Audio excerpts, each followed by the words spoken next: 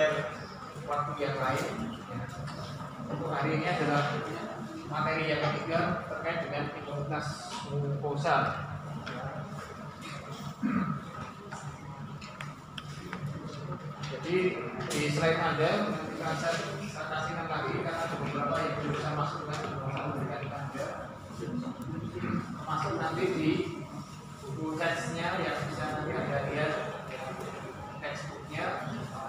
Ini termasuk di kemarin belum saya kasihkan ada textbook yang lain yang di situ bisa Anda lihat untuk memperkaya, untuk memperdalam ya kaitannya dengan imunitas mukosa atau dengan yang lain. Baik, itu yang hari ini ya, sama. Jadi nanti yang kuliah yang pertama nanti juga sama. Jadi saat ini saya berlakukan seperti tutorial. Ya. Jadi Anda akan saya berikan salah satu contoh kasus dan kemudian Anda berpendapat. Jadi seperti yang kemarin juga sama hari ini. Jadi saya kembali dulu, ya. Saya tekankan bahwa hari ini yang akan Anda pelajari ada 3 hal. Yang pertama adalah konsep dasar imunitas mukosa. Kenapa ini saya bikin 2? Karena kan ada yang dari Madagaskar ya, ada yang asing, yang satu yang dari Yaman masih enggak, saya nggak tahu. Jadi makanya selalu saya buat dalam bentuk bahasa Inggris. Jadi teman Anda yang dari Madagaskar di situ bisa menggunakan ini dari memahami supaya murni pakai bahasa Indonesia. Kemudian yang kedua terkait dengan regulasi, bagaimana imunitas mukosa itu diatur sehingga dapat mengantisipasi, dapat menanggulangi semua bahan asing yang masuk ke dalam gastrointestinal. Tentu ininya yang nomor 3 ini isinya lebih baik ke atas ya, komponen. Jadi apa saja yang berperan terhadap sistem imun mukosa. Ini yang belum saya berikan ke Anda. Ya, tapi sama. Sekarang kita mulai dari kasus yang pertama, yaitu kasus obesitas. Jadi saya tidak cerita tentang skenario-nya, tapi ini mewakili skenario. Sekarang apa pendapat Anda terkait dengan kejadian obesitas yang ada di slide ini? Nah, ini sudah saya berikan, tapi masih saya berikan kesempatan. Apa menurut Anda dari slide ini kaitannya dengan kejadian obesitas? Kenapa saya milih kasus ini di kaitannya dengan imunitas mukosa? Karena angka kejadian prevalensi obesitas itu terus meningkat. Tidak hanya di orang dewasa, anak-anak pun juga, balita pun juga banyak yang menderita obesitas. Itu alasan yang pertama. Kemudian alasan yang kedua, obesitas ini menjadi faktor risiko utama penyakit metabolik. Contohnya apa? DM. Itu juga risiko utamanya adalah obesitas. Dan penyakit jantung itu juga obesitas. Nah, ini yang mendasari kenapa saya milih ini sebagai contoh skenario-nya. Sekarang silahkan Anda perhatikan, silahkan lihat baik-baik apa pendapat Anda terkait dengan slide ini.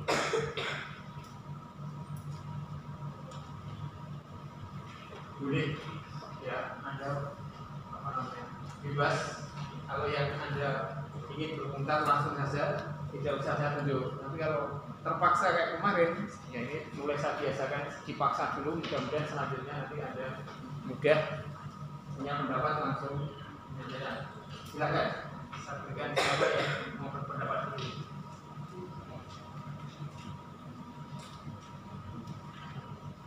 Ya, yang mau berpendapat, silakan.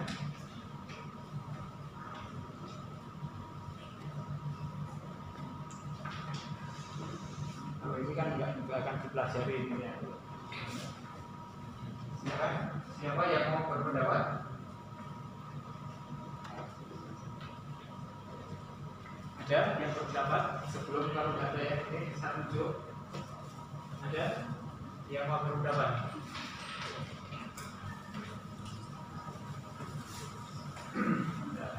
Kalau nggak ada, saya mulai dari Tuhan. Ya, dari deretan ini berlima. Siapa yang mau berpendapat? Berlima. Siapa yang mau berpendapat? Masih bisa. Oke. Yuk, berlima ini. Siapa? Yuk, berlima. Ini berpandangan ada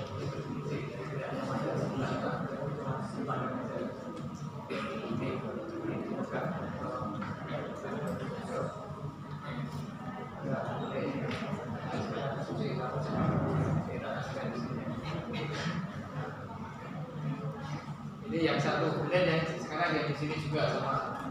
Dari sana siapa yang kedua, dari sini siapa yang berpendapat terkait dengan kasus ini? Silakan, siapa? Ini tidak ada yang mengira, nanti saya tidak dapat giliran, semuanya ke belakang per baris dapat giliran. Yo, sini dulu atau sana dulu yang mau berpendapat? Ini.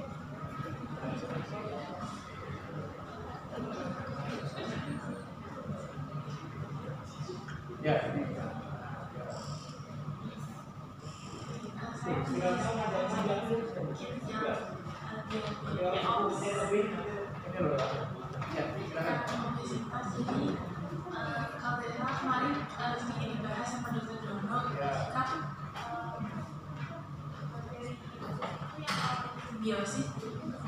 Oke, baik. Pertama ini terjadi disbiosis. Ya, saya kasih masih 10 menit atau 10 menit lebih nanti nggak dapat dana presensi nanti. Ya, oke. Yang menyebabkan endotoksinia yang berfungsi karena ada inflamasinya masih terdorong. Oke, baik, sampai sini dulu. Baik, jadi rekan Anda ini kuncinya pada obesitas terjadi ini disbiosis. Nah, terjadi disbiosis, kemudian di sini ya di lapisan lumen itu kemudian sudah ditembus oleh mikroorganisme sampai terjadi inflamasi. Oke, terdesis. Sekarang ini menurut Anda masih ada yang lain? Tidak ada suara. Jadi di sana ini disbiosis. Kemarin sudah saya jelaskan seperti ya. Menurut Anda dari prima apa?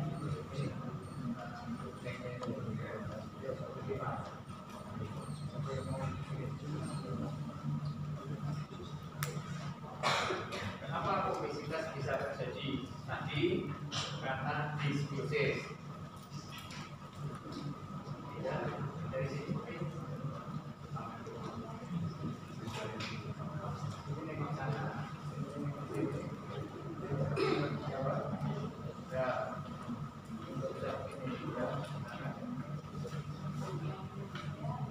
Di depan dulu ini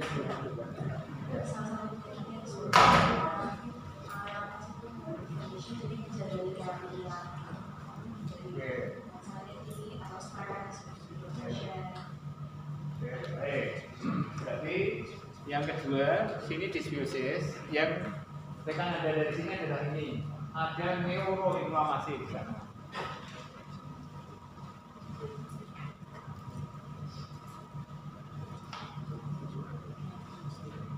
Nanti perkara ininya nanti ini.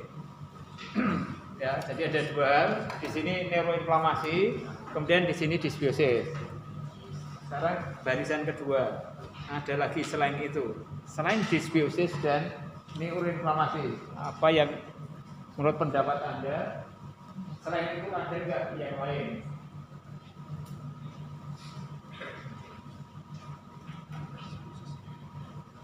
Di barisan kedua, ini grup ini ada yang berpendapat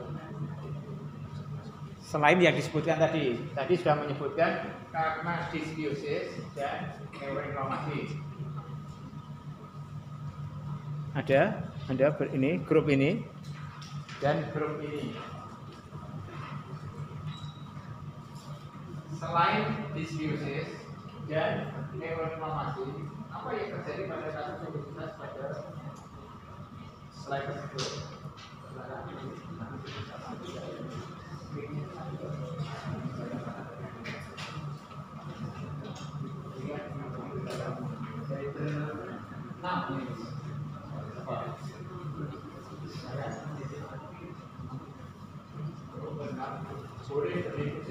Teman sebelahnya ini juga sama, ini lebih banyak.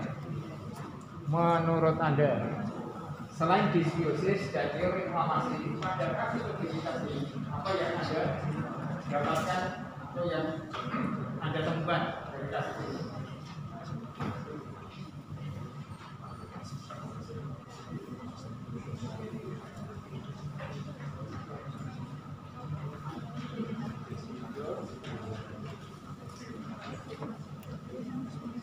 Saya tidak menerangkan sepenuhnya, tapi saya nanti menerangkan konsepnya dan mekanismenya regulasinya.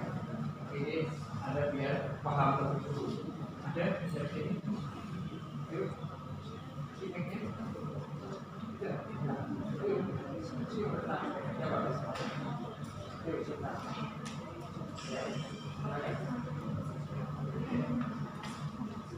Istirahatnya berapa menit? Baru datang apa? Hah? Wah, ininya. Boleh datang tapi nggak boleh presensi loh ya. Ya, ini ya. Oh, udah jam 9.50 ini dari 15 menit baru datang. Jadi presensi. Ya. Berapa sekarang? Masih 10.24.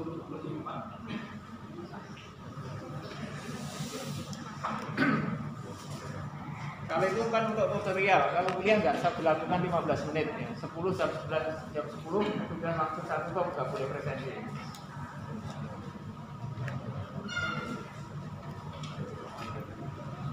Yuk, grup ini ya silakan.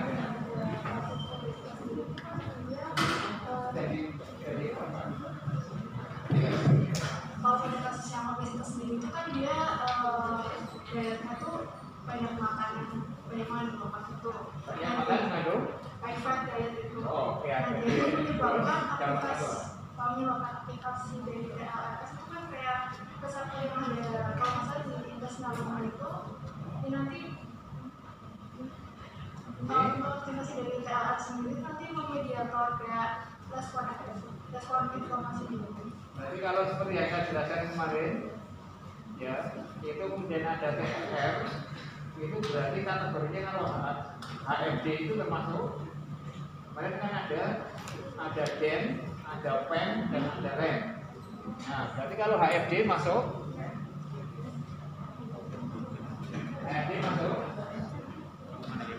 kan kemarin yang di rekognisi antigen, ya, imunitas itu kan ada DEN, ada PEM, dan ada LEM.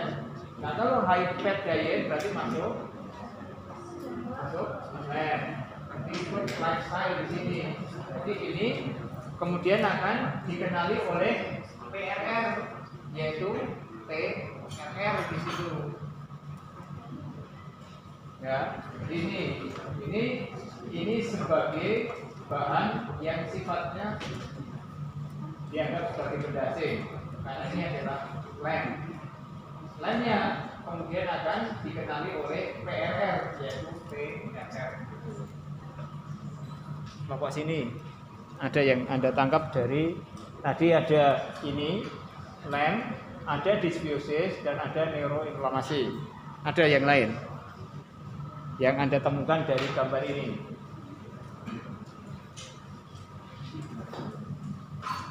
Silakan grup ini.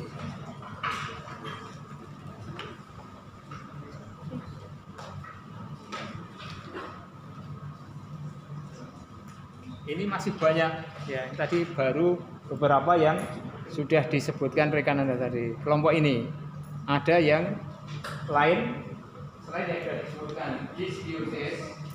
Kemudian di situ ada rekognisi antara lem dan PRR. CMR, kemudian ada neuroinflamasi. Bariskan kedua, silakan. Ada yang berpendapat ini. Siapa?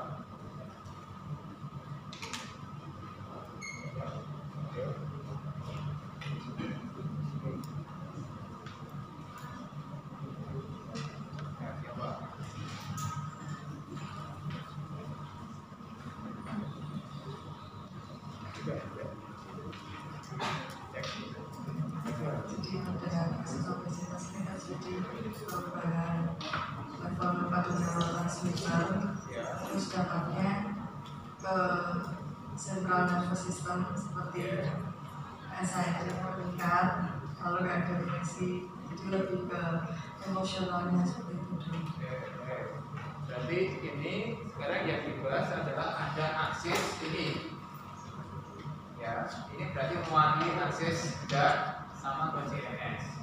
Jadi berarti ada akses berat ke CNS. Jadi ada sumbu, ya di sini ada GAD, kemudian berat sama CNS.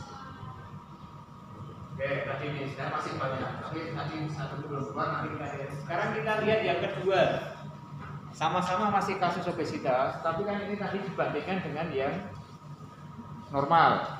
Ya, jadi healthy diet dan di sini high fat diet. Jadi di sini terjadi dysbiosis. Jadi terjadi pergeseran mikrobiota yang ada di usus. Ini terjadi menurun karena mikroba ini Bacteroidetes itu adalah mikrobiota yang komensalisme. Dysbiosisnya adalah menguntungkan. Tapi di sini karena terjadi dysbiosis kemudian akan turun. Bisa kita lihat dengan yang di samping di sini.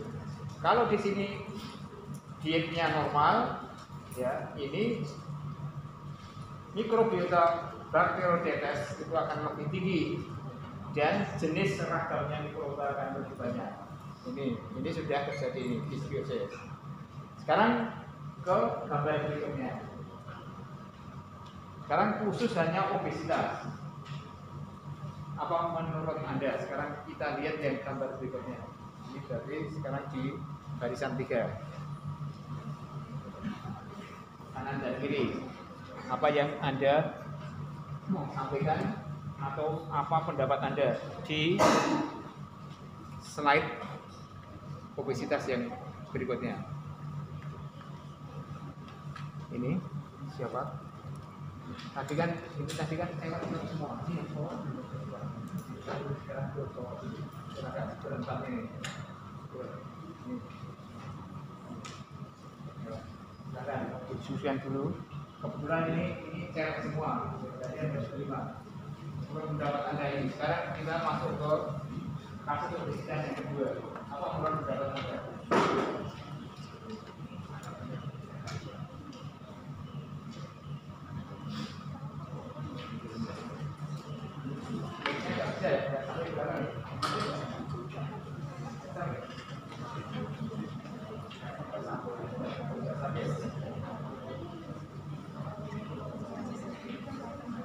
Ini berempat. Ini yang bertiga yang perempuan berempat. Ini sekarang dari yang Anda berempat. Dari gambar ini, jadi ini saya ngambil dari artikel jurnal yang berbeda. Ya, tadi yang depan, kemudian ini kedua. Ini gambarnya seperti ini. Ini kasusnya obesitas. Menurut pendapat Anda, apa yang terjadi pada kasus obesitas yang ini?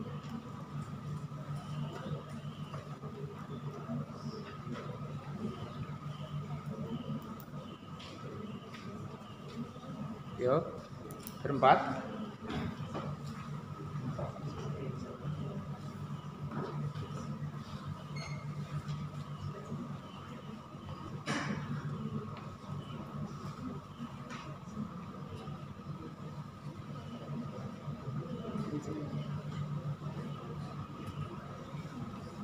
Ayo, ini aja. Tidak usah semuanya, salah satu saja. Anda ambil salah satu saja yang mau Anda jelaskan.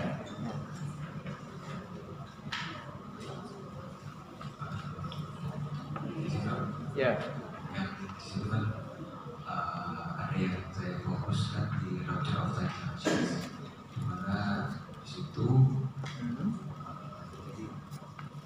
mati. Ya, ya sudah, nggak usah pakai ini kalau mati ya sudah.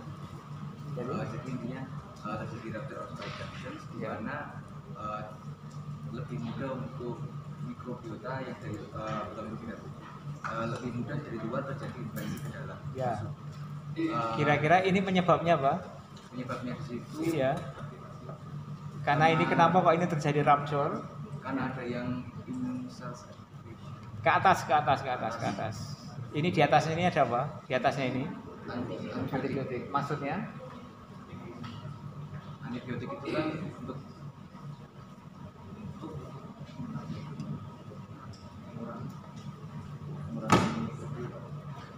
karena antibiotik itu mengurangi dari mikrobiota yang ada di gutnya.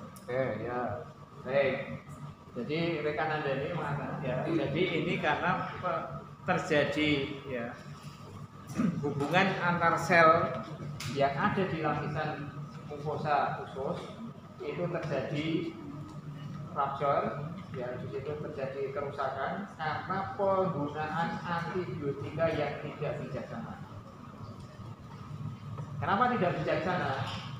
Ya, bisa tambahkan saja. Jadi begini, Anda kuliah antibiotika sudah? Belum. Jadi kita kenal ya untuk bakteri itu kan ada bakteri gram positif, ada bakteri gram negatif, dan ada bakteri anaerob. Macamnya kan bervariasi. Nah, antimikroba itu juga banyak ragamnya. Jadi antimikroba itu ada yang bisa membunuh bakteri gram negatif saja. Jadi berarti dia spektrumnya adalah sempit karena hanya membunuh gram negatif saja atau narrow spektrum. Tetapi ada yang antibiotika yang dia bisa membunuh berbagai jenis bakteri. Makanya disebut dengan broad spectrum. Nah, kalau kembali tadi, ini menggunakan antibiotikanya, antimikrobanya tidak bijaksana. Kenapa? Misalnya di situ terjadi infeksi di saluran pencernaan, tetapi tidak tahu penyebabnya ini apa. Bakteri ini apa yang menyebabkan itu? Apakah karena E. coli kah? Apakah salmonella? Apakah streptococcus, staphylococcus? Apakah virus? Belum diketahui. Tapi langsung diberi resep antibiotika. Nah, antibiotika yang diberikan pada umumnya itu yang paling sering adalah yang broad spectrum. Jadi misalnya amoxicillin. Kalau Anda pernah dapat periksa kemudian langsung dikasih di resep amoxicillin, itu kan broad spectrum. Sehingga mikrobiota yang ada di lumen usus itu berarti tidak hanya yang patogen, yang flora pun juga ikut mati. Sehingga ini tadi ujungnya tadi kembali terjadi dysbiosis tadi. Karena yang normal ikut mati, sehingga yang menjaga mikrobiota di sana juga berkurang, sehingga akhirnya berpengaruh terhadap di sini. Karena nanti ada perannya, nanti saya potong di situ. Sehingga ini terjadi kerusakan di situ. Sehingga kalau di situ sel epitelnya rusak, sehingga mikroba bisa mudah menembus hampir ke lapisan bawah. Dan mikroba bisa masuk. Seharusnya kalau ini utuh, ini tidak bisa masuk. Ya. Karena di sini ya integritasnya tai junctionnya itu sangat rapat sehingga tidak bisa mudah ditembus. Nah ini ada yang rusak, berarti di situ ada lubang sehingga mikroorganisme bisa masuk ke dalam. Itu karena ini. Ya, ini itu yang nomor satu. Terus ada dari ini yang mau Anda sampaikan atau pendapat Anda dari gambar ini apa? Ya.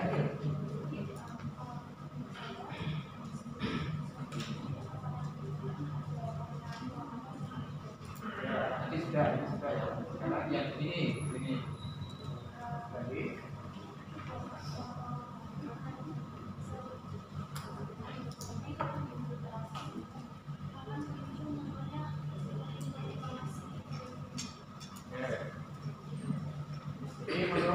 ini baris ketiga.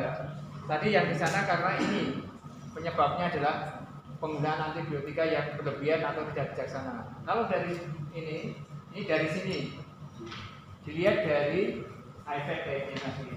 IFAD dietnya di sini juga ini menyebabkan ini, di sini menyebabkan inflamasi dengan dikasih IFAD diet terus-terusan, ya sering makan ini, jadi makan junk food, sehingga ini kemudian terjadi inflamasi. Nah, kenapa terjadi inflamasi? Oh, kalau makan makanan yang banyak ini, Anda ingat di sini, campur di sini, ternyata itu akan memicu inflamasi. Kenapa bisa demikian?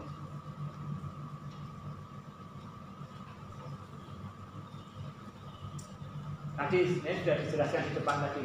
Tadi yang dijelaskan tadi sini ya. Tadi. Jadi karena ini ada lem tadi.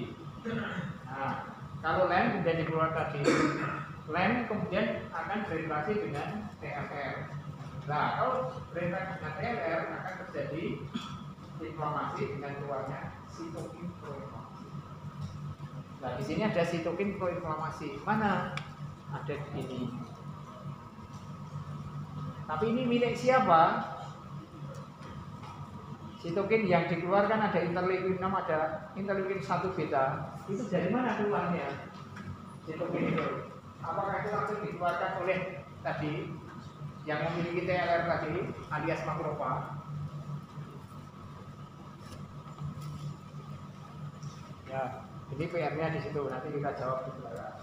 Sekarang kita pindah ke kasus berikutnya.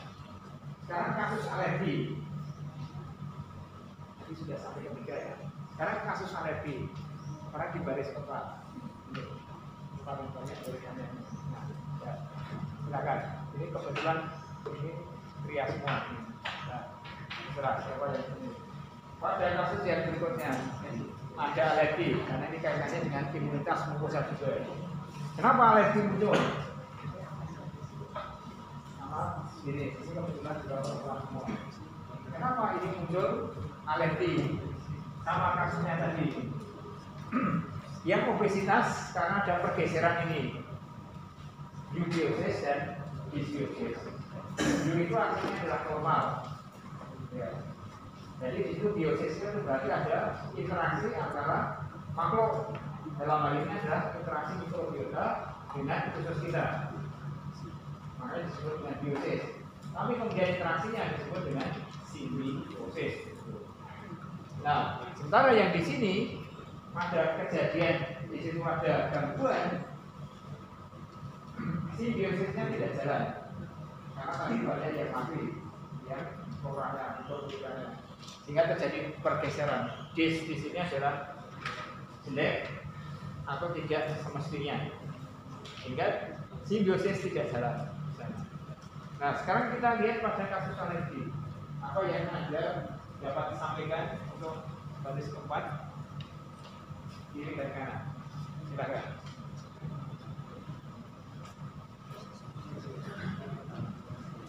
Oh iya, ya. Karena ini linknya nggak ada, mau di ini, silakan. Jadi untuk kasus alergi yang digambar itu banyak dipengaruhi sama diet, terus lingkungan sama minum itu juga. Oke, nah, ini ada 3 hal yang di ini. Jadi faktor risikonya bisa karena faktor diet, ada faktor lingkungan, dan dari faktor genetik. Jadi ada eksternal dan internal.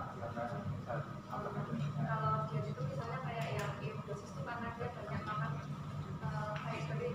fiber jadi banyak seratnya. Terus kalau yang alergi itu mungkin karena dia itu banyak makan makanan junk food. Oke, ya berhenti di sini. Ini salah satu yang dilihat ya, karena dari ini faktor eksternal melihat dari makanannya. Jadi di sini kaya akan serat, kemudian di sini adalah junk food.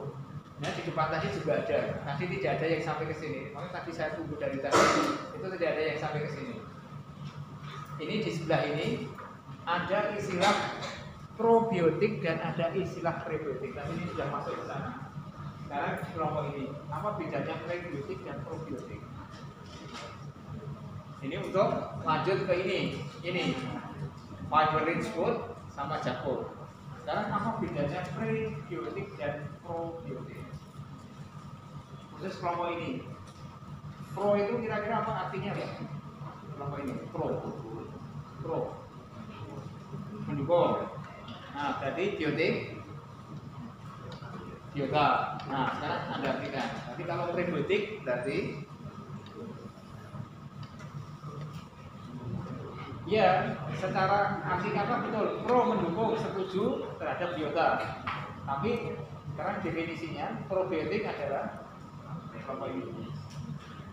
Ya, terus ya. Oke, berarti probiotik itu adalah mikroorganisme yang di situ akan membantu proses pencernaan tadi. Yaitu berarti mendukung di mikrobiota tadi. Kalau prebiotik yang lainnya. Ya, satu, probiotik adalah mikroorganisme yang di situ akan mendukung proses simbiosis tadi, menguntungkan dalam proses pencernaan. Kalau prebiotik, sekarang. Pre artinya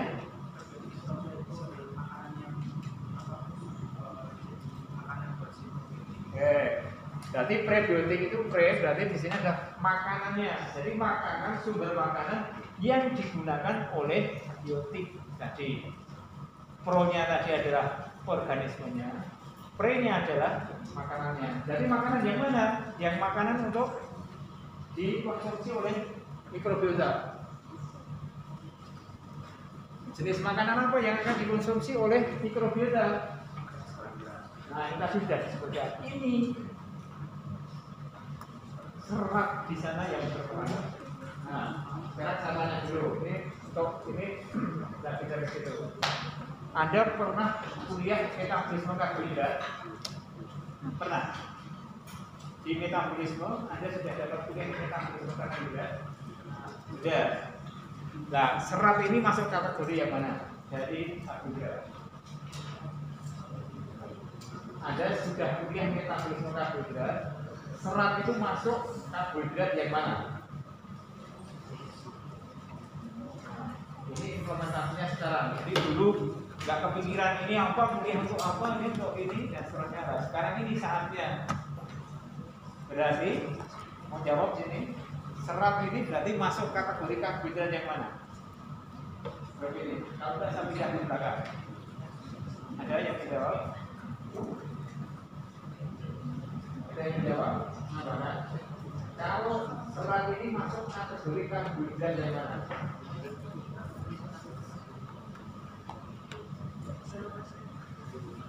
Masuk karbohidrat yang mana? Ada? Masuk yang mana? Anda ingat pembagian karbohidrat? Polisakarida. Nah, Anda ingat kembali kalau polisakarida, ya itu kan ada polisakarida. Berarti serat ini, ya isinya apa? Kan polisakarida itu kan ada amino, ya kan? Ada aminopektin, ya kan? Ada silulosa, ada pektin dan seterusnya. Itu masih banyak polisakarida. Ya. Yang mana? Selulosa. Nah, jadi ada yang lihat kembali. Polisakarida di situ nanti ada, lihat kembali nanti ya. Polisakarida di situ ada struktur atomnya, atom C-nya itu ada lurus dan bercabang. Atau jadi ada yang struktur lurus dan struktur yang bercabang. Kira-kira yang mudah dipatahkan oleh enzim aminase itu yang lurus atau yang bercabang? Yang lurus atau yang bercabang? Yang mudah dipatahkan oleh enzim aminase. Yang lurus atau yang bercabang? Aminase itu bisa bekerja dapat memotong polisakarida menjadi oligosakarida atau disakarida. Itu yang strukturnya rantai lurus atau struktur yang rantai atom C-nya bercabang.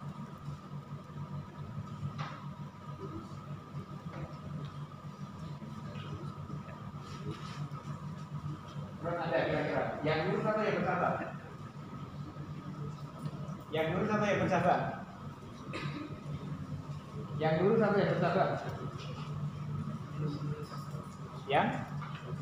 Yang lurus atau yang bercabang? Ya kalau nggak lurus ya cabang.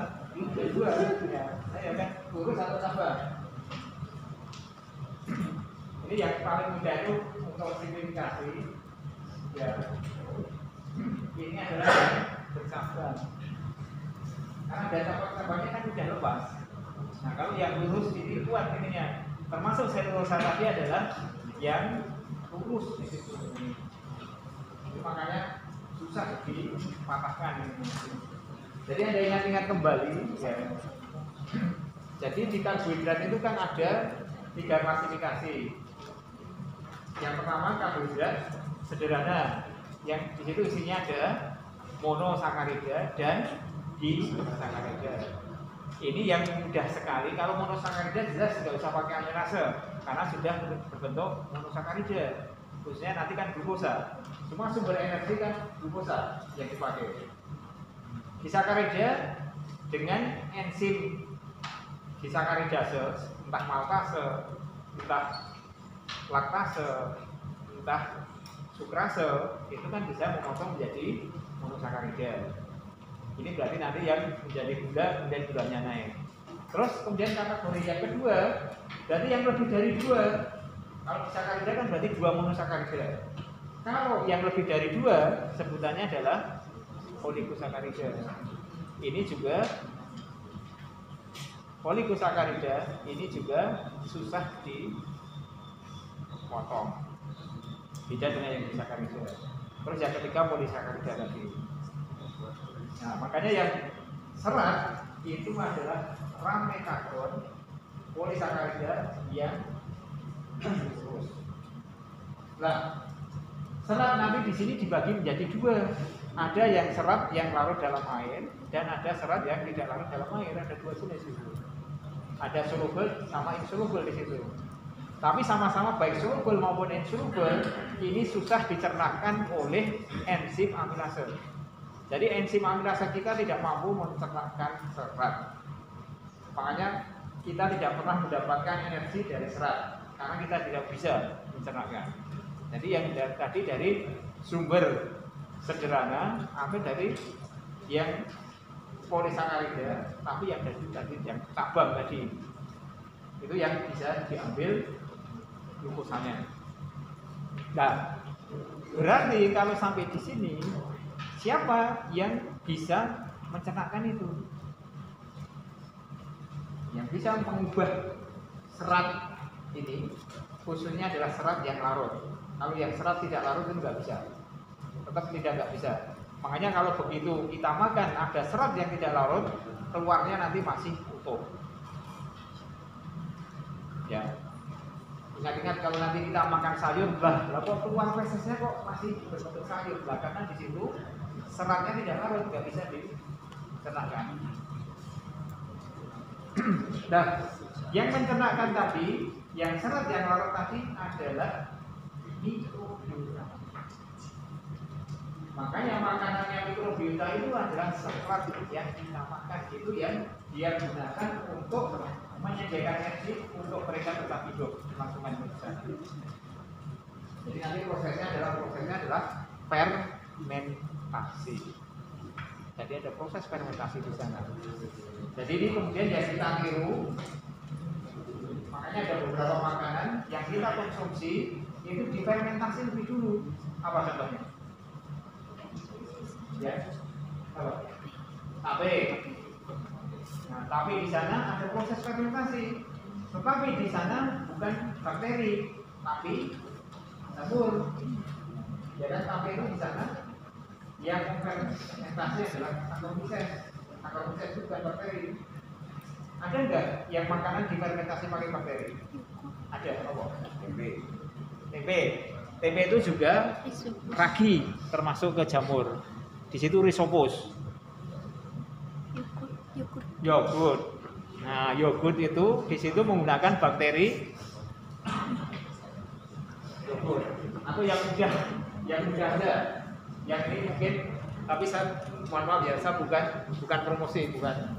Yang biasa kita minum dalam bentuk itu adalah fermentasi. Yakult. Saya tidak promosi ya, saya tidak promosi. Di situ isinya apa? Di Yakult Anda sudah berulang kali minum Yakult tapi tidak pernah perhatian di situ ada nggak bakterinya di sana? Ada nggak? Ada. Apa bakterinya? Di bakteri Yakult apa di situ bakterinya? Ya? Bakterinya apa? Lactobacillus. Itu bakteri. Lactobacillus itu bakteri. Kalau tempe itu Rhizopus, berarti jamur. Kemudian tape itu Saccharomyces, jamur. Nah yang yogurt tadi diisi Lactobacillus. Jadi ada ini. Jadi kalau kita kembalikan tadi, berarti yogurt, Yakult itu berarti masuk kategori. Kalau di sini tadi, di makanan tadi, ini masuk yang mana? Kita kembali di sini, masuk yang mana?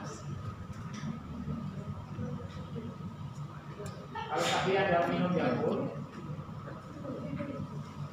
yogurt, berarti ini masuk kategori yang mana di sini? Probiotik atau prebiotik? Prebiotik. Probiotik atau prebiotik? Dua-duanya. Lah kan lactobacillusnya tadi apa? Probiotik. Terus dia fermentasi dari apa? Yakult itu atau yogurt? Susu. Susu di sana ada karbohidratnya enggak? Ada. Berarti ada prebiotiknya. Jadi prebiotik kemudian difermentasi oleh probiotik. Nah, itu kemudian akan fermentasi kita masuk itu tadi. Jadi kembali di sini. Ini berarti ini sangat penting untuk menjaga kelangsungan hidup kita. Nah kalau campur, ada nggak seratnya? Ada nggak campur seratnya? Ada nggak? Hidupnya di sini. Campur, ada nggak seratnya? Campur yang ada sering seperti campur. Sering. Ada yang geleng-geleng tapi ada yang ngaku-ngaku. Ada nggak di dalam campur yang ada seperti ada seratnya nggak? Misalkan ada sebutkan apa yang sering ada konsumsi dari apa yang ada konsumsi?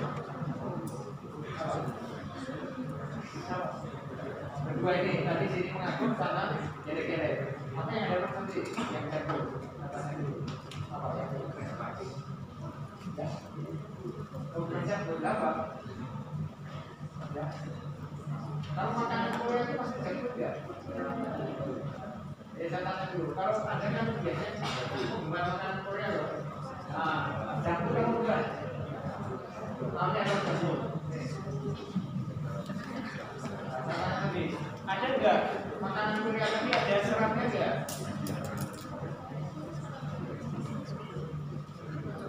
Ya.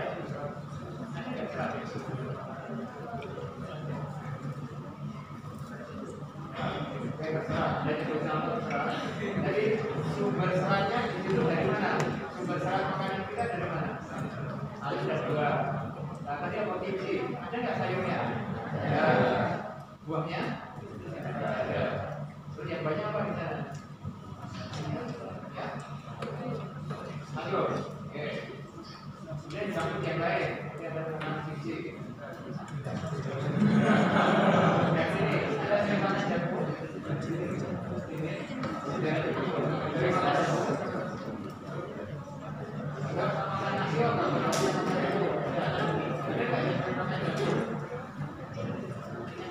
Boleh ada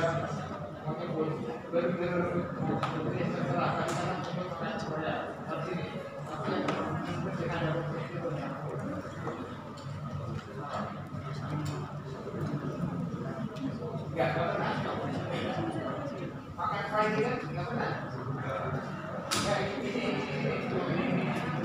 nggak pernah fry kan pernah ada nggak si fry chicken itu pada sayurnya nggak ada terus ada karbohidratnya kayaknya nggak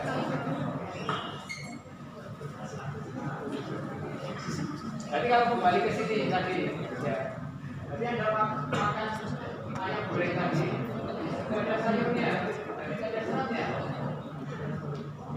Itu karbohidratnya karbohidrat sederhana. lemak, minyak, kolesterol. Nah, garam. Ya, berarti ikut di sini. Ya, ikut di sini. Kalau itu tidak ada seratnya, terus mikrobiota makan apa? Gak makan puasa. Nah, kalau puasa sehari gak apa-apa. Ini puasanya terus. Nggak dikasih makan serat. Berarti mikrobiotanya akan ini berkurang terjadi di sini.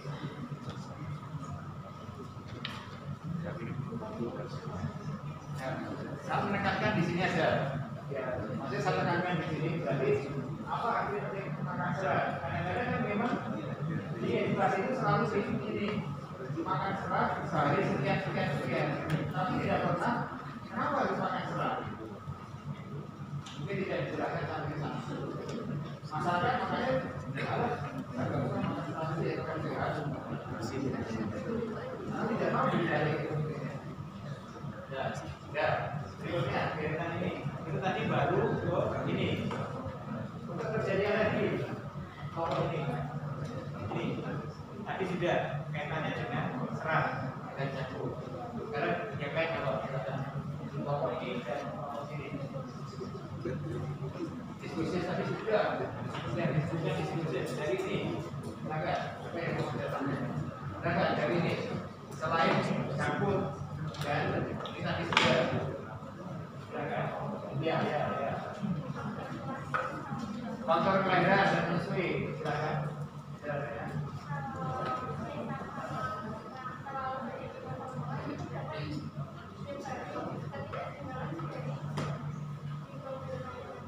Oke, jadi ini yang kedua dari sini. Ini karena proses kelahiran. Ini kemarin sudah saya sebutkan. Jadi proses kelahiran spontan dan kelahiran seksual ternyata di situ akan meningkatkan risiko alergi. Kemarin sudah saya jelaskan, saya tidak bisa lagi. Kalau susu formula, kenapa? Kok bisa meningkatkan alergi?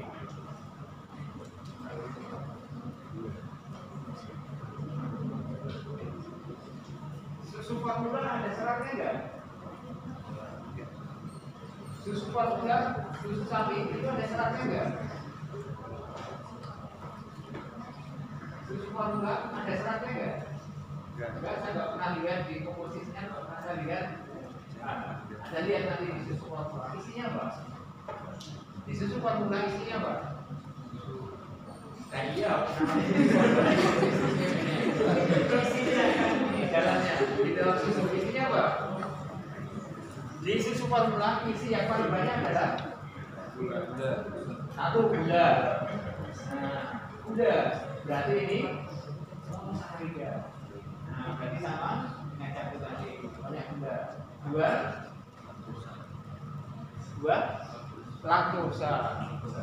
Nah, tadi nah, ada nggak seratnya? Ya, ada nggak seratnya? Nah, jadi ini ada laktosa dan ada gula. Ya, itu mendukung apa kemudian terjadi itu alergi. Nanti belakang. Terakhir, sini juga terakhir belakang. Apa lagi? Yang masih ada satu hal yang penting kaitannya dengan alergi itu bukan belakang. Yang atas sudah, makanan sudah, proses kelahiran sudah, kemudian susu formula sudah, kemudian ini sudah. Apa yang kaitannya nanti mendukung? Kenapa bisa mudah terjadi alergi? Kaitannya dengan imunitas.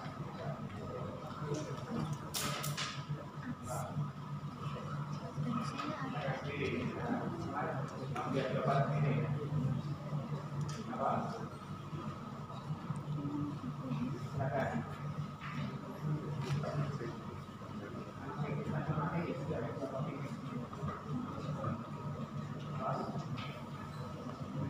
Ya.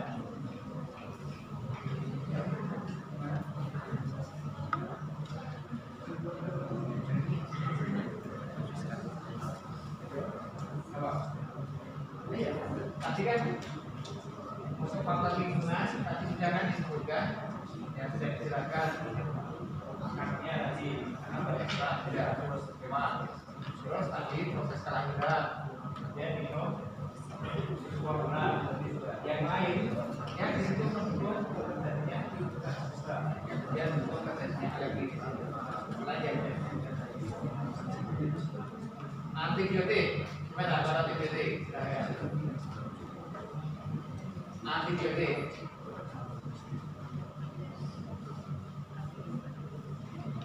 Ya. Mungkin nggak bayi-bayi baru lahir atau usia-usia muda diberikan antibiotik? Ya. Sering nggak?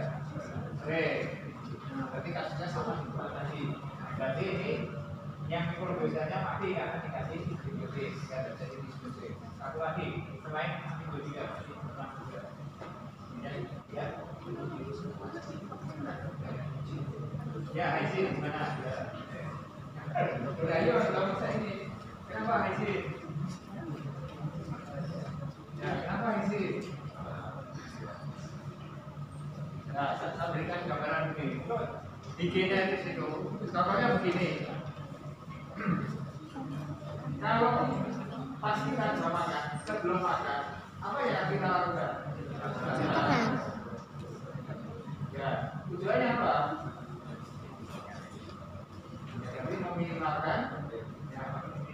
Nah, sekarang begini. Kalau tadi kita sudah berusaha meminimalkan, apakah Anda yakin makanan yang kita konsumsi itu tidak lepas dari kontaminasi mikroorganisme yang ada di lingkungan? Tidak yakin. Oh iya, prosesnya sudah dipanaskan. Kan sudah dipanaskan. Kan pasti dipanaskan, dimasak dan dipanaskan. Oh, harapannya mati. Tapi apakah kita waktu makan, waktu panas sudah kita makan? Kan enggak. Kita tunggu dulu agak dingin. Maka agak dingin, mungkin enggak ada kontaminan masuk ke situ. Mungkin. Coba kalau misalnya kita diberikan sama Tuhan yang Maha Esa itu, kita bisa melihat mikroorganisme. Ada bayangan. Jadi bisa-bisa kita tidak akan makan atau mulai itu bukan itu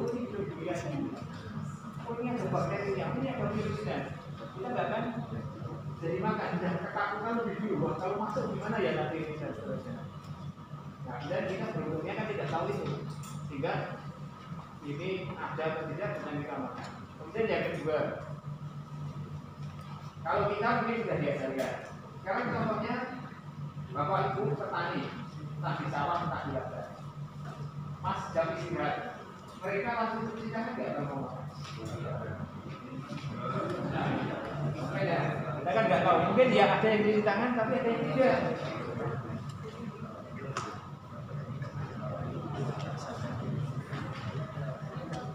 Nah, tadi kembali ke situ, gimana? Tadi contoh itu tadi. Nah, kira-kira. Ya. Nah, apakah di lingkungan itu kemudian bakterinya mengumpulkan semua? Nah, kita juga tidak tahu. Bisa campuran bakteri patogen dan bakteri komentar. Bisa jadi. Kita lihat kan yang di sini bagaimana? Tujuannya apa di situ di situ? Ya, meminimalkan bakteri jahat atau semua itu. Jika yang ini kan harapannya. Dan kita juga tidak mengatakan 100% kita cuci tangan itu kemudian bersih. Tidak ada.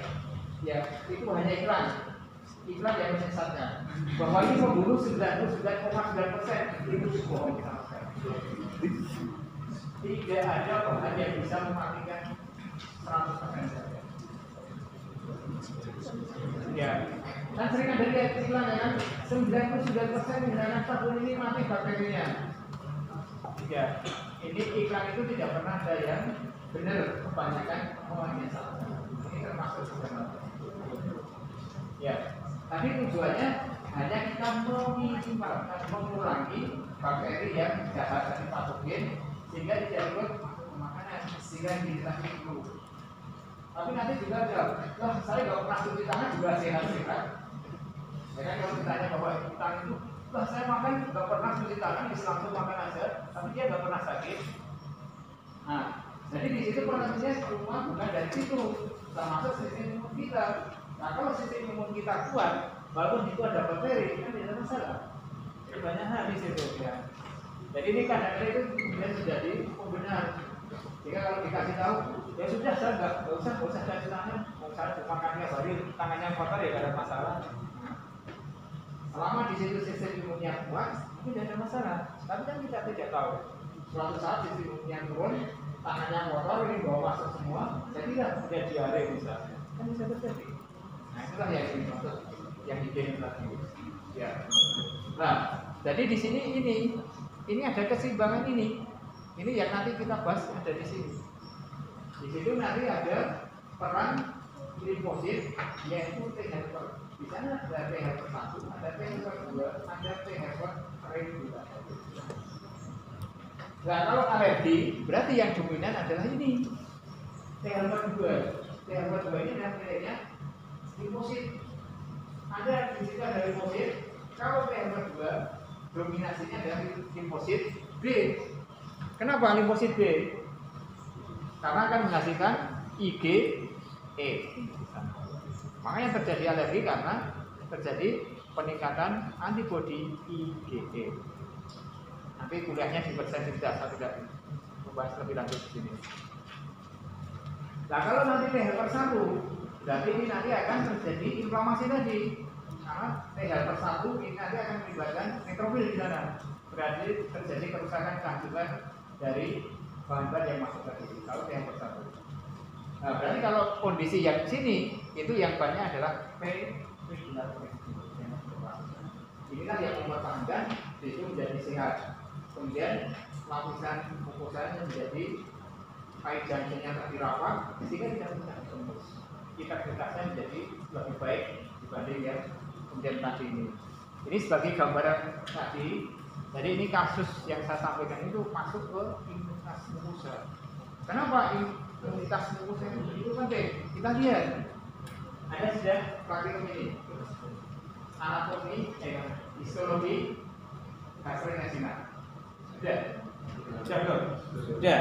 Berarti di sini ada lapisan mukosa. Ya kan di dalamnya kan ada lapisan mukosa. Ini belum ada. Maaf, belum bisa ini. Ini respirasi. Respirasi kan juga berbentuk saluran. Di sini di dalamnya sudah lapisan mukosa. Sama tadi mukosa, sini juga mukosa. Di bronkus ada mukosa. Terus di saluran kencing, di uretra atau di ureter itu kan juga berbentuk saluran. Dalamnya juga lapisan mukosa. Tapi kemudian dari pertanyaan tadi, kenapa justru yang lebih penting gastrointestinal dibanding respirasi dan uretra? Sana juga penting, tapi gastrointestinal lebih penting dibanding uretra dan respirasi. Ini sebagai contoh dari struktur anatomi dulu kita lihat. Kalau yang disebut dengan traktus gastrointestinal itu kan berarti mulai dari rongga mulut sampai ke anus, dari masuk sampai keluar. Jadi ini kan berapa panjangnya? Panjang sekali. Coba kalau uropontika mulainya dari mana? Jadi baru dari setengah di sini, dari ginjal ke bawah. Dibandingkan ini berapa? Mungkin hanya setengah. Respirasi dari mana mulainya? Rongga mulut sampai paru. Berarti kan cuma setengahnya. Ada gastrointestinal tadi dari masuk sampai keluar. Berarti lebih banyak, lebih panjang di sana. Kalau lihat dari struktural, strukturnya aja di sini panjang sekali gastrointestinal. Itu yang alasan pertama. Kemudian alasan yang kedua, ini kita lihat. Di usus halus, kira-kira Anda tahu berapa luas permukaan usus halus? Ada waktu praktikum histologi kan sudah ada. Oh ini struktur usus halus seperti itu. Berapa luas permukaannya? Lihat di sini saja.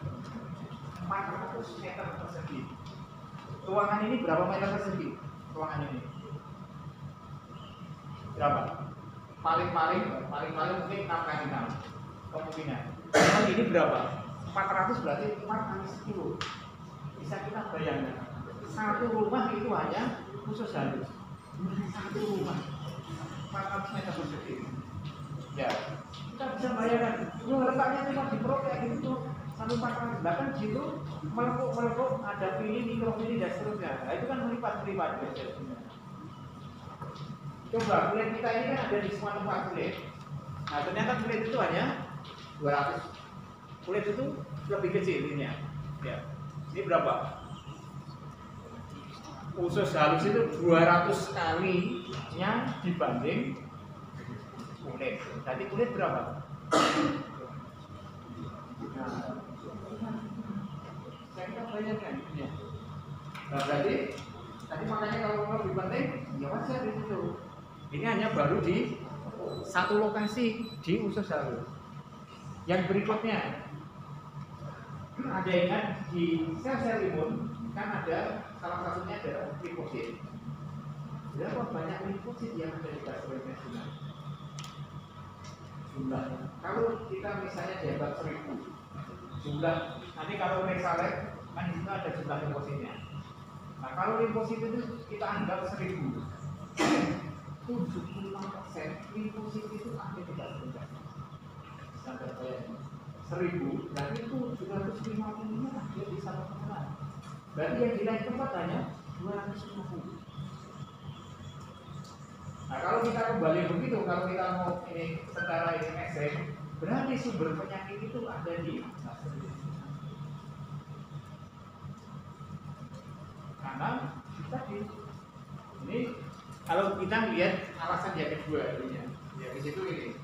Apa buktinya bahwa di situ banyak limfosit? Coba kita lihat gambar di sini. Kita lihat langsung gambaran saya ini. Ini kita lihat di rongga mulut. Ya. Ini di rongga mulut. Ada berapa sel imun di situ yang terlibat di sana? Ini gambar ini. Ya, ini gambar ini, gambar ini. Ini berarti sel. Ini yang nukleusnya besar, ini berarti sel limfosit. Nah, makanya ini di lapisan paling atas di epitel ini sudah ada limfositnya. Kemudian di bawah epitel di submukosa juga ada limfositnya. Terus di sini ini ada jaringan. Di situ ada jaringan limfoid, yaitu vaksin. Makanya nanti di sini disebut dengan nasofaring. Nah ini kita lihat. Kita lihat di rongga mulut bagian belakang itu kan isinya jaringan limfoid semua. Jadi dari awal masuk itu sudah ada berbagai macam sel yang akan mengenali bahan-bahan yang masuk ke dalam mulut kita. Ada beragam macam yang masuk ke dalam mulut kita. Nah, ini yang sering kan ini yang sering membesar adalah yang kanan kiri. Ini kanan kiri ini sering membesar, sehingga terjadi peradangan yang disebut dengan tonsillitis, sehingga menutup rongga mulutnya menjadi kecil, susah bernapas, kemudian menelan juga susah. Nah, kemudian biasanya disarankan direkomendasi untuk operasi. Ya, kalau kemudian ini dioperasi, ini kan berarti hilang jaringan limfoidnya. Kira-kira kalau dibandingkan dengan yang tidak dioperasi, mana yang lebih tahan terhadap berbagai bahan? Oh iya, ini menghilangkan, tapi kan di situ justru jaringan limfoidnya dihilangkan. Jadi kan berkurang. Tujuannya tadi biar tidak terganggu pernapasannya, makanya lebih mudah. Tapi mereka berisiko untuk kemudian terjadi infeksi karena dikurangi, karena dikit diambil, jadi limfositnya hilang di situ. Ini yang di atas. Kemudian yang di bawahnya ini, di atas ada tonsil, terus di usus ada. Di histologi ada iya namanya enggak, tapi kalau di histologi dikenal istilah kayak lepes. Jadi itu dari penemunya. Fax-nya itu kan berarti kan lingkaran yang berbentuk lingkaran. Nah, kemudian di situ ditemukan oleh Bayer tadi. Nah, ini adalah jaringan lipoid yang kemudian sekarang dikenal dengan istilah GAR. GAR-nya itu G-nya adalah GAR. Jadi ini jaringan lipoid yang ada di usus. GAR ini paling banyak ditemukan di mana? Di PFS ini banyak ditemukan di mana? Paling banyak ditemukan di atas juga ada. Yang paling banyak ditemukan di hidung. Nah, lihat. Terus dari ileum, dari usus halus pindah ke usus besar, ketemu jaringan lipoid. Dari usus halus ileum pindah ke usus besar, ada jaringan lipoid, yaitu dari usus halus ke usus besar ada jaringan lipoid, yaitu apa? Dari usus halus ke usus besar ada jaringan lipoid, apa? Appendix. Appendix itu adalah jaringan lipoid. Kemudian dioperasi lah, karena di situ sudah infeksi sudah menyebar kemana-mana sehingga kemudian diambil. Aslinya bahwa itu merupakan jaringan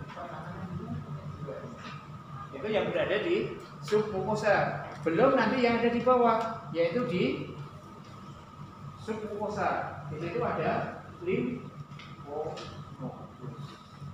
Ya, limfonodus kan ada di mana-mana. Kalau di usus ada limfonodus mesenterica yang paling mudah. Di atas tadi ada cervicalis dan seterusnya. Ini ada di mana-mana. Ya, dia tidak mengira kan. Makanya di usus banyak sekali jaringan lipoid yang kita lihat di situ. Karena memang tadi jalurnya panjang. Kembali ke depan tadi, kita masih ada yang belum mengerti. Selain limfosit, apa yang ditemukan di sana? Sel imunnya. Sudah ada komponennya. Sudah masuk ke komponennya. Selain limfosit ada ini apa? Ini apa? Ini yang seperti gurita ini banyak kakinya, ini DC. Ada nggak makrofagnya di gastrointestinal? Di gastrointestinal ada makrofag nggak? Ada. Ini. Tapi makrofagnya itu kalah dominan dengan DC. Jadi nanti yang rekognisi antigen, rekognisi benda asing di gastrointestinal itu DC yang pegang. Walaupun di situ adalah makrofag. Nanti kita lihat apa rasanya nanti kita lihat ini. Nah, ini ada ini. Apa ini? Sel imun apa ini? Ini tadi satu nukleus besar. Ini sekarang nukleusnya, lobusnya lebih dari satu. Berarti itu ini sel. Ya, ini sel. Sel imun yang memiliki lobus lebih dari satu. Apa? Sel imun yang memiliki lebih dari satu. Itu di blok 1 juga ada hemoglobin. Histologi mungkin juga sudah. Neutrofil. Kenapa neutrofil bisa di sini? Neutrofil itu aslinya di mana? Neutrofil itu aslinya di mana? Neutrofil aslinya di sirkulasi darah. Lah kok ini bisa masuk jaringan?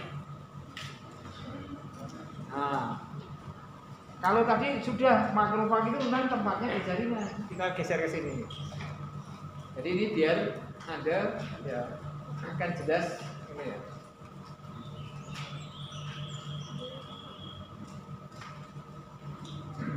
Ini.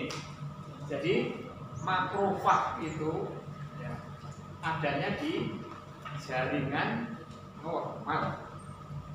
Jadi Jadi semua jaringan pasti ditemukan makrofag. Termasuk tadi di gastrointestinal itu kan juga jaringan. Berarti ini tadi adalah makrofagnya. Ini. Nah tadi yang di atas tadi sel-sel imun yang memiliki kemampuan fagosit. Sel-sel imun yang memiliki kemampuan fagosit itu ada makrofag dan ada PMN. Nah PMN tadi ada neutrofil, ada basophil dan ada eosinofil. Itu yang memiliki kemampuan untuk fagosit di sini. Tapi di sini dulu kita lihat apa yang membedakan di situ. Ini.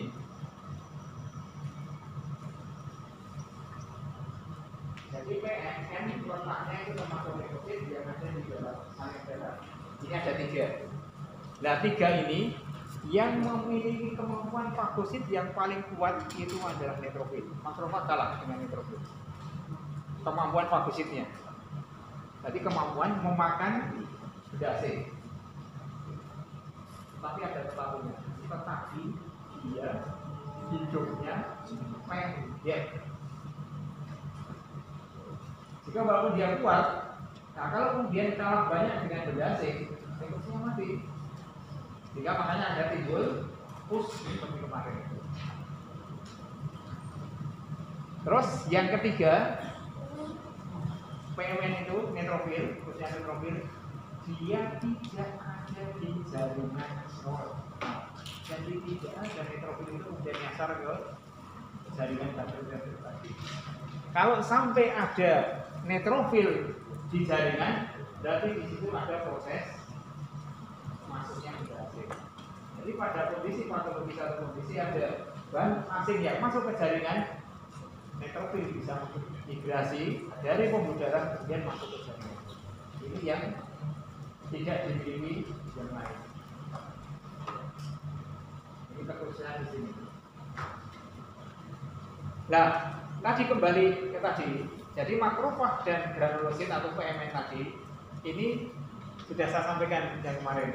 Dia mampu mengenali, mampu memakan, dan mampu menghancurkan.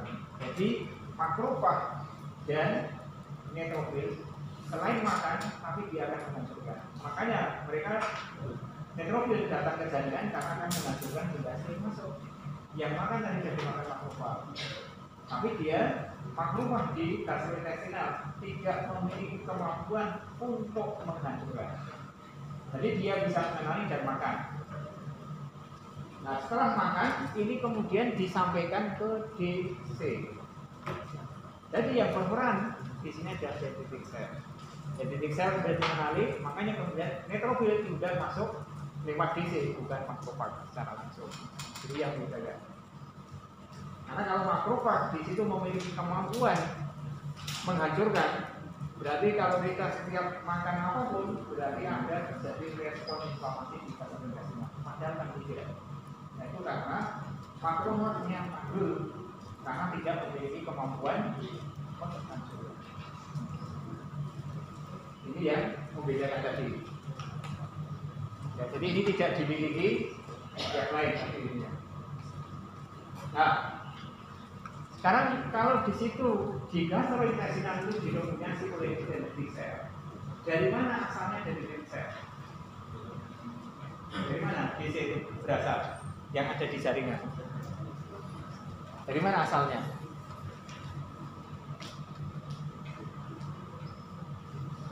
Asalnya ada dari 2 tempat yang berbeda. Yang pertama berasal dari jaringan limfoid tadi. Jadi gambar di sini tadi. Nah, ini di jaringan limfoid ini kan ada DC.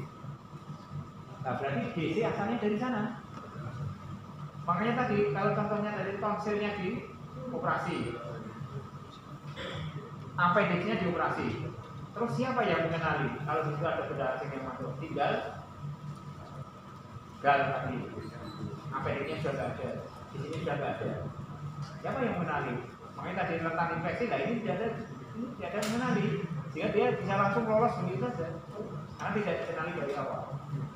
Nah ini ada di sini. Dan juga nanti di jaringan limfoid itu yang pertama. Kemudian sumber yang kedua berasal dari sumsum tulang. Nah, ingat dilihat blok 1.1 kan ada hematopoiesis. Benar, hematopoiesis pembentukan sel darah itu terjadi di sumsum tulang, tapi jangan ditambahi sumsum tulang belakang, ini sering disalahkan. Beda enggak? Hematopoiesisnya terjadi enggak di sumsum tulang belakang? Di mana hematopoiesis terjadi?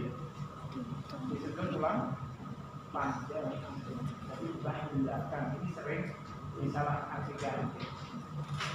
Kalau sumsum tulang belakang itu yang sering kita makan kalau makan kasih ngambil di sini, itu kita makan di sumsum tulang belakang itu. Ya, kalau makan ya ngambil itu yang di sini, dari tulang itu kan yang biasa kita ambilkan itu. Tapi bukan itu ya. Jadi di sini ada sumsum tulang panjang. Jadi ada dari dua sumber. Nah kalau makrofag dari mana?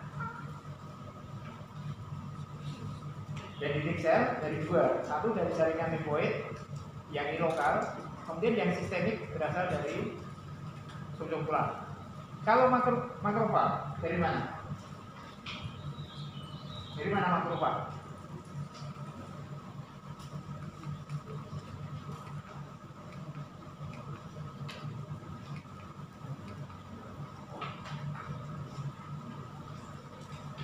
Dari mana makrofag?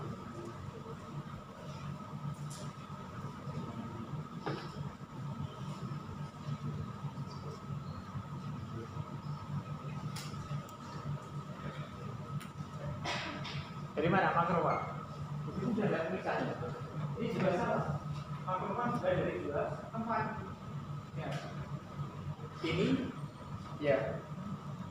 Tapi asalnya memang beda. Ya.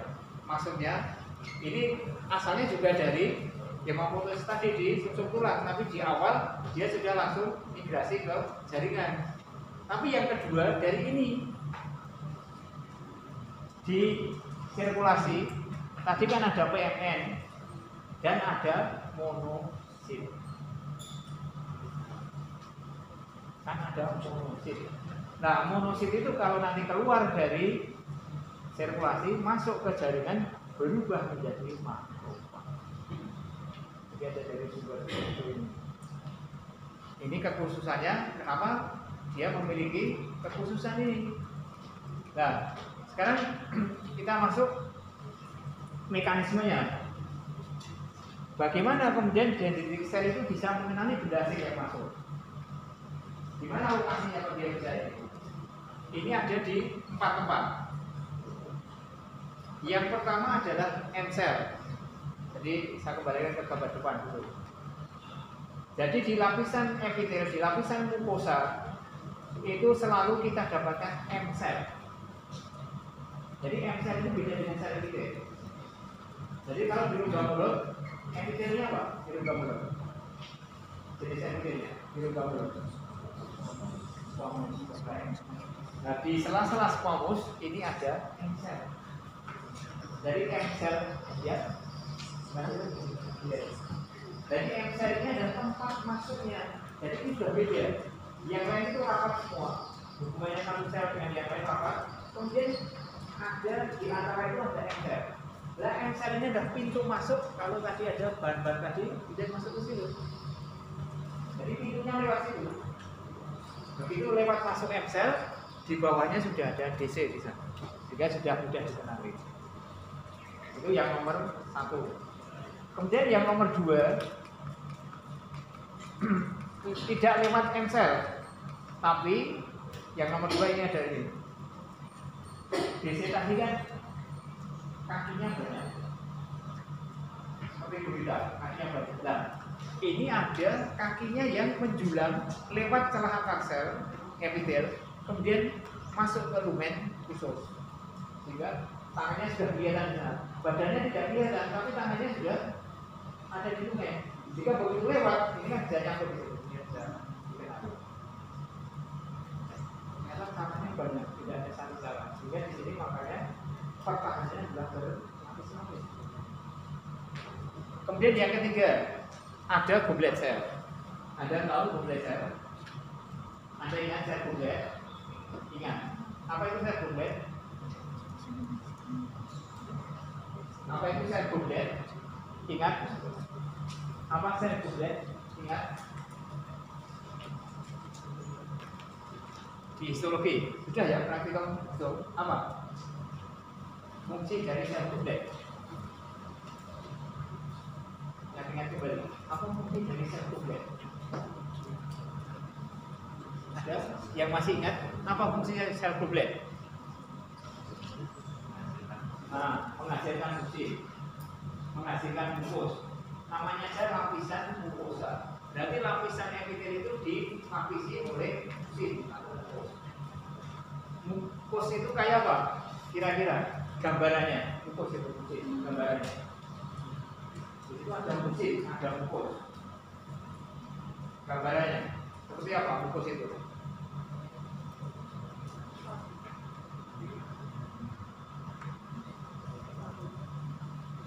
Seperti apa? Seperti ya, seperti lendir. Kalau lendir itu masih agak cair, yang sedikit padat. Ya, timun ya sama seperti lendir, sama. Itu kan cair, timun itu masih cair. Yang lebih padat lagi apa? Kalau timun itu masih cair, di atasnya timun. Ada lendir, ada di atasnya lendir. Kalau lendir nanti kita lepaskan, dia akan jatuh karena di situ berair. Apa? Di atasnya lendir, ya, ya, lem. Lem itu berarti lem, ya betul, lem. Lem itu kalau kita ambil jatuh enggak? Kalau kita ngambil lem, kalau kita pegang, lemnya jatuh ke bawah enggak? Enggak. Kalau lendir tadi, saya ini lendir itu akan pasti jatuh ke bawah karena situ masih berair. Ya, berarti lem itu adalah gel. Gel itu sudah ya antara berair dan antara padat. Itu ada gel. Nah, tadi kembali ke lem. Nah, di sini lapisan mukosanya ada lemnya di situ. Tujuannya itu apa? Berarti kalau di situ ada yang lewat kena lem, dia bisa lepas nggak? Iya. Jadi berarti bahan-bahan asing tadi begitu lewat di mukosa karena di situ ada mukosnya, dia terjebak di sana, sehingga tidak bisa bergerak, tidak bisa ini. Berarti mudah dikenali, mudah dihancurkan. Nah ini berarti itu tidak termasuk sel. Ini kan bukan sel. Mukos itu bukan sel karena produk ya, dari peptida dan dicampur dengan glukosa. Tapi itu bukan sel. Tetapi ya ada tetapinya. Ini ya ini kebesaran dari Tuhan juga. Ada bakteri ini kalau terjebak di situ, tapi ada yang kemudian bisa lolos dari itu. Jadi dia bisa punya enzim yang bisa mencernahkan gel itu atau lem itu, sehingga dia bisa lolos. Nah kalau seandainya lolos, tadi ketemu di goblet sel, terus bawahnya ada isinya di sana, sehingga dia tidak bisa lepas dari mukos ke bawah, ada isinya bisa ketemu. Jadi masih aman, ada pengamannya, security-nya tidak ada berlapis-lapis dengan security-nya. Kemudian yang keempat, di situ ada sel yang mengalami apoptosis. Anda kenal apa itu apoptosis? Ya, kenal. Apa? Apoptosis. Ya, apa? Iya. Apoptosis itu sinonim dengan kematian sel yang terprogram. Iya, betul. Ya. Jadi kita kembali di sini bahwa lapisan epitel itu kan ada proses pergantian selnya. Jadi semua sel tubuh kita itu ada proses pergantian. Jadi tidak sejak lahir selnya ya itu saja, tidak. Jadi ada proses pergantian antara waktu sel-sel yang baru. Nah, kecepatan pergantian selnya ini masing-masing di tempat masing-masing itu beda-beda. Yang paling cepat itu termasuk di gastrointestinal. Kulit dan gastrointestinal itu pergantian selnya sangat cepat. Kenapa? Karena di dua tempat ini setiap saat kontak langsung dengan bahan asing. Walaupun kita makan nasi, itu kan bahan asing bagi sel, karena akan terjadi kontak. Di kulit juga ada udara, mungkin juga ada mekanik, juga termal, itu juga mudah. Nah, kenapa selnya tadi mati diprogramkan? Kenapa selnya mati diprogramkan? Diganti sel yang baru. Jadi kalau nanti Anda belajar apoptosis, tidak berhti kematian sel yang terprogram. Kematian sel ini, ya, kematian karena apoptosis ini tidak ada respon imun. Itu yang saya tekankan. Jadi kalau selnya apoptosis, di situ tidak ada reaksi inflamasi. Kok bisa begitu, Pak? Nah, nanti ceritanya tidak cerita itu di apoptosis.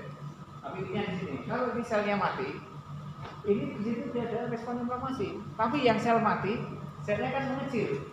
Apoptosis kan selnya mengecil. Nah, berarti di sini ada celah. Nah, kalau ada celah berarti tadi bisa masuk. Nah, kalau ada celah masuk, tapi di situ bisa dijaga, di sini bisa. Ini yang sudah dikenali. Kalau yang lain, nah ini belum tahu sampai berapa saat. Jadi 4 ini sudah bisa mendukung bahwa tidak ada suatu benda asing pun yang sudah begitu lolos begitu saja. Sudah dilapis-lapis dari awal. Jadi yang nanti yang non sel nanti saya sebutkan pada waktu kuliah yang pertama. Ya, itu responnya ini. Nah, kaki ke bawah. Ini masih ada waktu. Sekarang prosesnya bagaimana? Kalau tadi sudah dikenali, jadi ini sama seperti yang kemarin yang saya ceritakan di kejadian DNPM dan PRF. Itu sama. Jadi kan berarti di sini sudah terjadi interaksi antara entah lem, entah mem, entah den. Itu sudah berinteraksi dengan DC, bisa jadi dengan makrofag. Nah, kalau itu sudah terjadi, apa yang terjadi berikutnya? Ini berarti sekarang adalah regulasinya. Jadi tadi sudah dikenali, terus bagaimana proses selanjutnya? Apa yang terjadi di sana?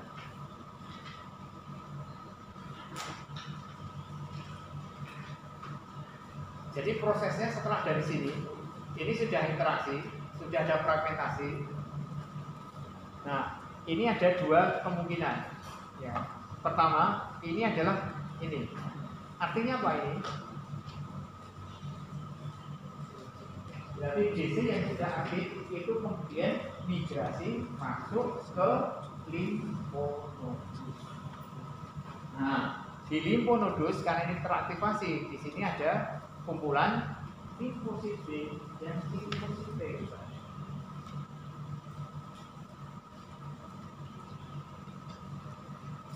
Nah, jadi ini migrasi dari sini ini di epitel masuk ke submukosa, masuk lamina propria, terus dia ketemu limfonodus. Nah, di limfonodus ini yang teraktivasi, ini berlaku kayak kemarin. Ada DC, ada bahan asing, berarti ada APC. Nah, kemudian ada MHC kelas 2. Nah, kemudian di sini limfosit T disebut kemudian akan aktif. Makanya kemudian muncul di sini. Apakah yang muncul nanti apakah T helper 1, apakah T helper 2, apakah T helper 1? Tergantung apa yang dibawa oleh si DC. Nah, kemudian yang berikutnya ini DC ini kemudian bisa berinteraksi dengan ini sel T kemudian dengan sel B. Nah, sel B ini kemudian akan menghasilkan sel plasma yang di situ akan menghasilkan antibodi. Nah, ini yang beda di tempat yang jadi tempat lain. Kalau kemarin sudah disebutkan, kalau begitu ada aktivasi limfosit B, yang keluar pertama kali adalah IgM. Sudah disebut dengan IgG. Tapi di gastrointestinal bukan itu. Yang keluar adalah ini IEA. Gitu ya.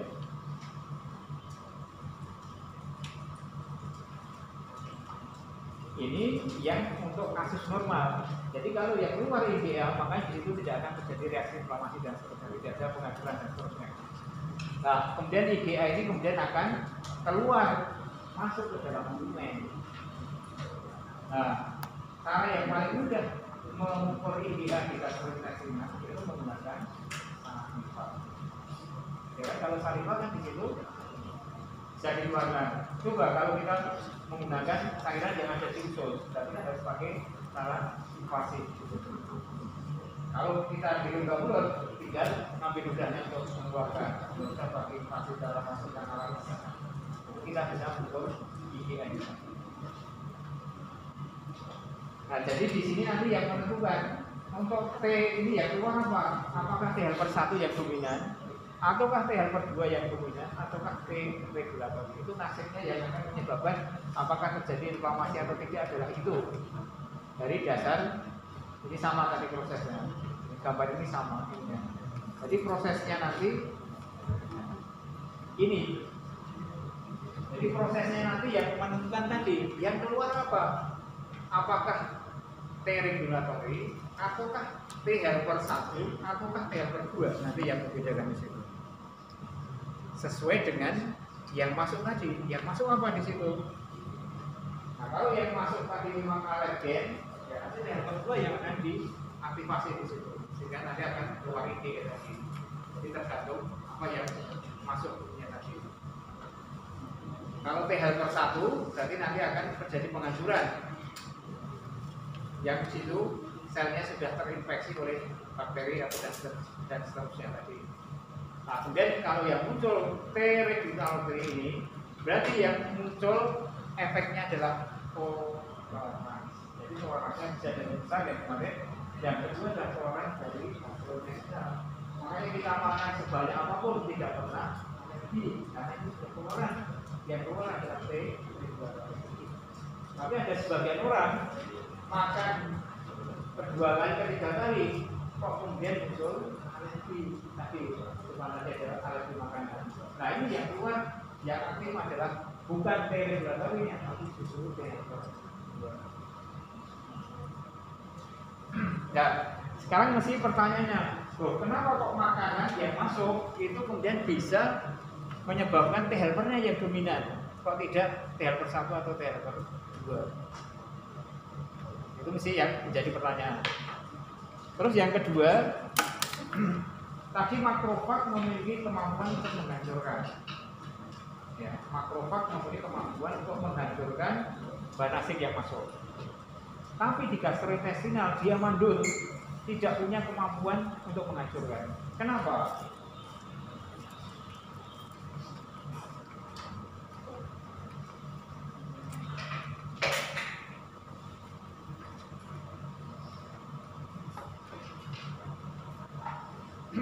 Di sini. Jadi sama seperti kemarin, setiap sel imun memiliki kerekasan oksigen. Misalnya cerita, kalau leukosit secara keseluruhan itu akan mengekspresikan CD45 untuk secara keseluruhan. Tapi kalau di situ nanti leukosit, berarti CD3, CD45 dan CD3. Nah, ini juga termasuk di sini. Makrofag dia punya kekhususan, yaitu punya ini CD11 dan nanti juga MHC kelas 2. Nah, yang membedakan ini nanti ada tambahan di sini. Jadi makrofag itu tidak mempunyai CD103, tapi mempunyai CD64 dan CX ini. Ini ada aktifnya di situ. Jadi ada di bawah ini. Kemudian yang lain lagi, ini. Tadi makrofag dan leukosit atau PMN itu mempunyai kemampuan menghasilkan. Jadi memakan dan menghasilkan karena dia menghasilkan sitokin. Nah, kalau yang proinflamasi tadi adalah sitokin 1, sitokin 6, TNF, dan seterusnya. Nah, di makrofag yang di gastrointestinal itu menghasilkan interleukin 10, IL-10. Nah, IL-10 ini beda dengan IL-1 dan IL-6. Yang tadi adalah proinflamasi, ini adalah anti-inflamasi. Sehingga kalau makrofagnya di situ menghasilkan terus, ini terus-terusan, ada atau tidak dia menghasilkan interleukin 10. Nah, karena interleukin 10 itu keluar terus, sehingga makanya di situ tidak ada proses inflamasi.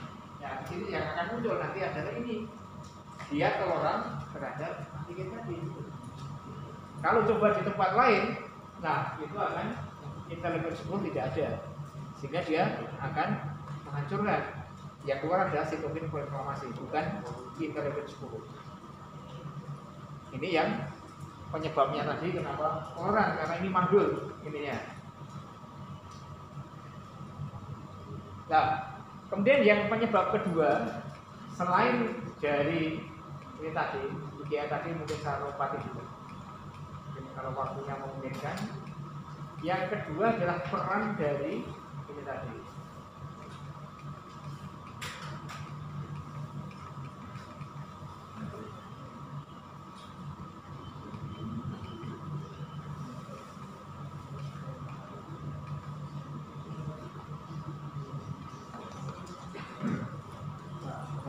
Sedikit.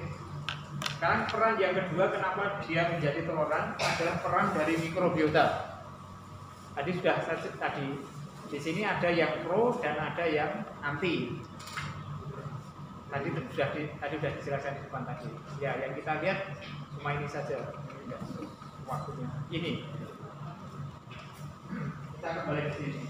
Apa yang paling banyak yang ada di tubuh kita? Ini. 90%, tadi kan jumlahnya, kita tidak tahu persis jumlahnya berapa. Ini hanya perkiraan, 100 triliun. Kalau uang berapa banyak? Kalau uang. Ini mikrobiota kita di usus itu 100 triliun. Itu hanya di usus. Nah, 100 triliun itu didominasi oleh bakteri. 90% adalah bakteri. Jadi mayoritas mikrobiota itu adalah bakteri. Nah, bakteri yang paling banyak adalah ini urutannya tadi. Jadi ada Bacteroidetes tadi, urutan yang pertama. Tadi ada Lactobacillus dan seterusnya. Ini adalah urutannya. Itu kalau semakin ke bawah semakin sedikit jumlahnya. Jadi makanya tadi yang ditambahkan salah satunya tadi adalah tadi fermentasi menggunakan Lactobacillus. Sekarang kita lihat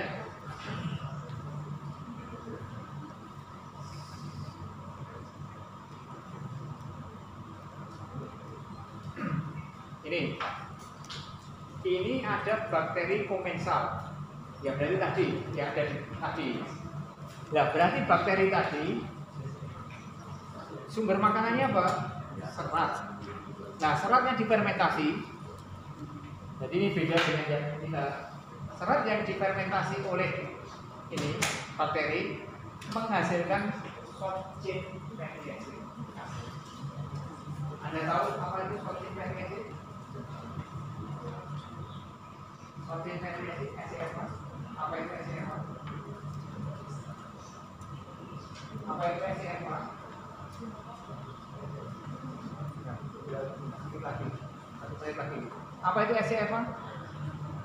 F-nya adalah fatty acid.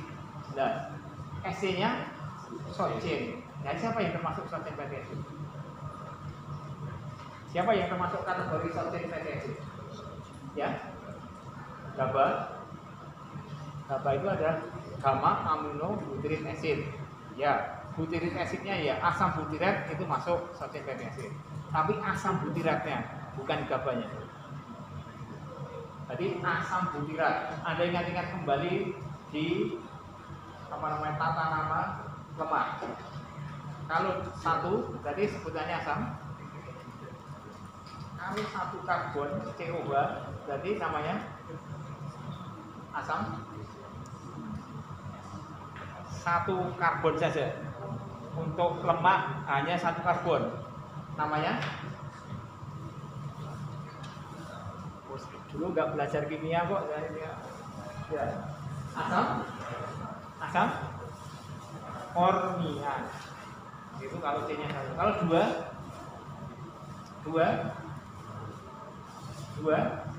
asam 2. Jadi ingat kembali kalau 2 C-nya 2 adalah asam asetat. Nah, 3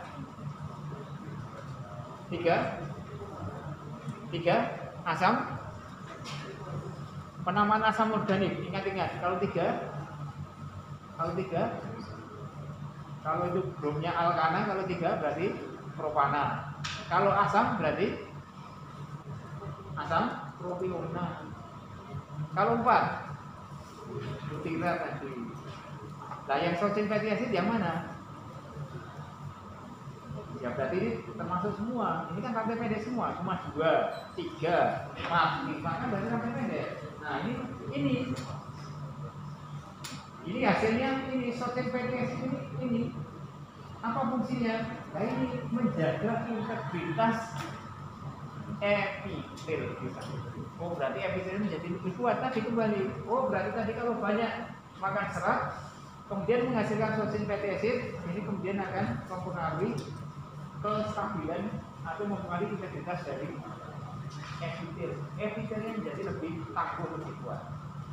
Tapi ini tidak hanya di ini, tapi nanti ada kaitannya dengan yang endokrin, kaitan dengan obesitas tadi. Jadi itu akan mempengaruhi tadi yang tadi disebutkan tadi. Nanti ada beberapa hormon yang kaitannya dengan obesitas tadi, ada neuropeptida Y tadi. Nah, ini akan menurunkan kadar glukosanya karena ini ada short-chain fatty acid. Ya, saya kira ini ada, waktunya sudah habis.